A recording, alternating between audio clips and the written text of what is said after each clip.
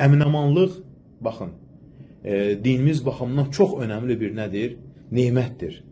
İslamda yüksək dəyərə malik bir neymətdir. Ona görə də Allah Teala əminamanlıq neymətini və ruzi neymətini bir yerdə zikr edir.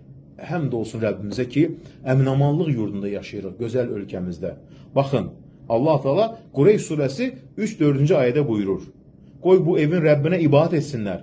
O Rəbb ki, onlara acılıqdan sonra yemək verdi, qorxudan sonra əminamanlıqda saxladı onları. Baxın, əminamanlıq dinimizdə nə qədər əhəmiyyətlidir.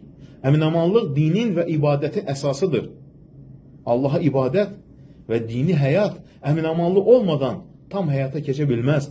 Ona görə Peyğəmbərimiz nə deyərdi Məkkə üçün? Buranı əminamanlıq yurdu eylə, Mədinə üçün.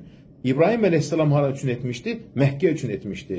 Əminamanlıq ən böyük neymətlərdən birisidir. Baxın, nə deyir Peyğəmbərimiz sallallahu aleyhi ve sellem? Sizdən hər kim səhəri evində əminlik içində, bədəni sağlam, gündəlik ruzisi yanında olduğu halda səhər açarsa, elə bil ki, ona bütün dünya verilmişdir. Baxın. Ona görə də əminamanlıq ən böyük neymətlərdən birisidir ki, bu neymətləri biz bu gözəl vətənimizdə yaşayırıq. Buna görə çoxlu şükr etməliyik.